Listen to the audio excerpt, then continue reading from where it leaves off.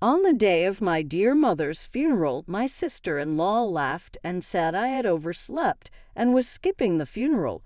This was the same sister-in-law who had made my frail mother shell out nearly $200,000 for a new house. Holding back the tremor in my voice from sheer outrage, I said, "Fine, but you're going to regret this, sis." "I won't regret anything. Have a good one," she replied before ending the call. After the funeral, I showed my brother something that even him, usually so gentle and calm, made him change his demeanor. With anger in his voice, he said, "Lisa, I need your help. We're going to drag her down to hell." My name is Lisa. I'm 28 years old and single. I have a fulfilling job, and despite being busy every day, I'm holding up well. Today is a weekend, a day off from work, and I returned home where my mother lives after a long while. "Hi, Mom. Have you been doing well?" "Welcome back, Lisa. I'm glad to see you," she said. We talked as we sipped our tea together. My mother is a kind person, gentle and elegant. A few years ago, my father passed away, and she has been living alone ever since. Both my father and I have always been concerned about my mother's health because she's always been weak. So I take the opportunity on my days off to visit her and catch up. "Mom, has anything troublesome or unusual happened recently?" "Well, there's something." Just as my mother was about to begin, the doorbell rang. It must be Stephanie. Stephanie, was she supposed to come today? "No, not exactly, but she drops by like this from time to time. I'll get the door." My mother hurried off towards the door. Stephanie is my older brother's wife. They recently got married. I often wonder how my brother, who is rather quiet and easygoing, ended up marrying someone as talkative and pretty as her. Even though I find her unannounced visits a bit intrusive, I appreciate her for caring about our mother. "Hello, everyone. Oh, Lisa. Long time no see." "Hello. It's been a while. Lisa, you're still working, aren't you? You work in accounting, right?" "Personally, I could never do it. I'm totally swamped with housework. It'd be nice if you could get married soon, too." "Yeah, maybe. My sister-in-law is meek in front of my mother, but from time to time she makes such passive-aggressive comments to me. I don't know if she means any harm, but it certainly makes me uneasy. It seems like my sister-in-law is here, too, so I'll be going now." When I said goodbye to my mother, she replied, "All right, Lisa. Let's catch up more next time," and saw me out. I wondered if Mom was getting along well with that sister-in-law. She's not the type to talk badly about others, so I worried she might be bottling something up. Concerned, I headed back home. A few months later, I heard from my mom that my brother was building a fancy new house. "Huh, my brother has a decent income, but he's not exactly rich, right? And my sister-in-law is a full-time homemaker. How are they able to build such a house?" "Well, I actually helped him out a bit with some money from your father's inheritance." "How much do you mean by a bit?" "About $20,000, I suppose." "20K, Mom? Are you out of your mind?" I exclaimed in surprise. My brother and I were raised by our late father to be independent once we reached adulthood, so I couldn't comprehend why my mom would give away such a large sum of money. "Well, Stephanie, your sister-in-law, came over almost every week begging for help, so and besides, Andrew and Stephanie promised to take care of me since we'll be living together. I couldn't turn them down." "Well, if you're okay with it, Mom. But are you sure you're not overdoing it?" "No, not at all. This will mean less worry and trouble for you, Lisa. I'm actually looking forward to this new life," Mom said with a smile. Later on, they built their house, and my brother, his wife, and Mom started living together. When I visited to bring a housewarming gift, I was taken aback by the luxurious house. It had a modern-style kitchen and bathroom, expensive-looking interiors with pure wood, and a spacious backyard. There was no way my brother could afford all this on his own. My sister-in-law proudly showed me around the house. Once the tour was over, I quietly spoke to my brother. "Congrats on your new house, Andrew. Please take good care of Mom." "Thanks, Lisa. Don't worry.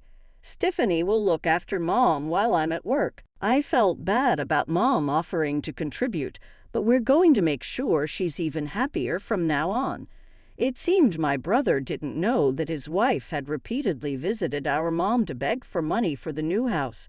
I find him to be a good and kind person, but his obliviousness worries me at times. "All right, just make sure to take care of her. You too. Leave Mom to us and focus on your work. Don't bring up work." "Oh, right. Sorry." After finishing our conversation, I gifted him an envelope with some cash and a standing clock. This clock also helps monitor health, so please place it somewhere visible in the living room. "Thanks. This clock is pretty high-tech, huh? But it could be good for Mom, and it looks stylish. Let's put it here." My brother placed the clock on a shelf in the living room. I should head home now. Take care. My sister-in-law was busy on the phone in another room, and I left the grand house with my mother and brother seeing me off. Half a year since then, my mom, who had been a concern, seemed to be getting along well with my brother and his wife. I was able to focus on my work, thinking these days would continue until I heard the news of my mom's passing. When my brother returned from work, he found that our mother had stopped breathing. It seemed she had passed away alone in her room. The doctors at the hospital explained that her pre-existing heart condition, exacerbated by overwork, was the likely cause of death. "Mom, why all of a sudden? Mom, I wish I had come home earlier. I'm sorry." My brother and I clung to our now lifeless mother, tears streaming down our faces. My sister-in-law, Stephanie, wasn't present at the scene. "Brother, wasn't Stephanie supposed to be at home? And what do they mean by overwork? Stephanie wasn't home." "As for overwork, I don't know either. Stephanie handled all the household chores, so it doesn't make any sense." My brother seemed confused as well. Despite feeling uneasy, I spoke up. "Well, first we need to arrange our mother's wake and funeral. You'll probably be the chief mourner, Andrew." "You're right, Lisa. Can you help me?" So my brother and I began frantically preparing for the memorial service. It was overwhelming. The number of preparations we had to make for my mother's funeral, from finding a venue to deciding on the plan and contacting people. Somehow we managed to finish the wake, and the next day was the day of the funeral. While my brother and I busily attended to our visitors, my sister-in-law was idly sitting around doing nothing. Stephanie didn't help, nor did she shed a tear. Despite my growing frustration with her, the bustle of the event prevented me from confronting her. "Andrew, tomorrow is the funeral, and as the chief mourner, you're going to be really busy. Why don't you and Stephanie go home for a while? I'll stay here." "Yeah, I appreciate that, Lisa. Thank you." My brother and Stephanie left together. After they left, I took out my work laptop in the now empty room and began to work throughout the night. I barely slept. The next morning, the day of the funeral, the service was scheduled to start at 10:00 a.m. I met up with my brother at 6:00 a.m. to prepare. We were overwhelmed with preparations, checking the eulogy my brother had written as the chief mourner, meeting with the funeral director, and so on. My brother had said that Stephanie would come later when it was time for the funeral. Then, around 9:30 a.m., I received a call from Stephanie. "Hello, Lisa. I'm calling because Andrew wouldn't pick up his phone." "Okay, I just woke up. I overslept and won't be able to make it to the funeral." Struggling to keep my voice steady and avoid showing my rage, I managed to respond. "All right, but you might regret it, you know." "I don't think so. Anyway, I know you're busy, but hang in there." Stephanie hung up. "Hey, was that Stephanie just now?" My brother asked. "Yeah, she overslept, then said she's not coming today." What on earth is she saying? It's our mother's funeral." "Just focus on the funeral, Andrew. I have something to show you afterward." Somehow we managed to get through the funeral together. My brother and I paid our respects to our mother's remains. Stephanie really didn't show up. What on earth was she thinking? By the way, Lisa, what is it that you wanted to show me? Sure, Andrew. Take a look at this. I pulled out my laptop. What is it? What appeared on the screen was the living room of my brother's house. The clock I had given him as a gift had a camera installed for monitoring elderly folks or pets. I gave it because I was worried about Mom, but since she seemed well, I didn't want to invade the privacy of someone else's house, so I never looked at it until yesterday. But then I watched the footage from the past week. Here it is, I said as I opened a few videos. My brother watched them with bated breath. What was captured there was the image of our mother being harshly exploited by my sister-in-law. I'm taking care of you, so at least make sure to do your chores right, Stephanie was saying, assigning all the household chores and tasks to my mom, from cooking to laundry to cleaning. My frail mother was seen working to exhaustion. While my mother was busy with housework, my sister-in-law would doll up and go out occasionally. You could see Mom clutching her chest in discomfort and pulling out her phone, seemingly hesitating to call someone, then deciding against it. Mom couldn't tell us about the treatment she was receiving from Stephanie. She always wished for our happiness. You know, Mom, I had no idea. Forgive me. Both my brother and I were crying. The thought of our mother's suffering was almost too much to bear. Lisa, can we see the footage from the day Mom passed away? My brother asked. I haven't seen it, but Mom passed away in her own room, so I don't think we have any recording of her. As I said that, I set the recorded footage to the date our mother passed away. After finishing the morning chores, my mother was seen clutching her chest as she headed towards her room. They said she passed away around 2:00 p.m. The living room was empty for a while, but as we fast-forwarded the recording, Andrew spoke up. Hey, here, stop it and turn up the volume. Around noon, my sister-in-law came into view of the camera. When the volume was turned up, you could hear her voice. Hey, mother-in-law, mother-in-law. My sister-in-law was calling out towards my mother's room. However, when there was no response, she seemed to think my mother was not there. She then sat down on the sofa and began making a phone call.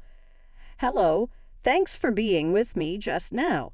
Seems that the old lady is out and about, leaving the house chores half done. Wonder what she's up to. It seemed like she was calling someone she had been with since morning. Upon hearing the harsh content of the conversation, I couldn't help but grimace. My sister-in-law continued the conversation. What if she's dead? That would be something. But then again, I could skip the funeral and maybe go on a trip with Daniel. I mean, opportunities like these don't come around very often. My brother and I stared in disbelief. The person on the other end of the line was my sister-in-law's lover. Wouldn't it be nice if that really happened?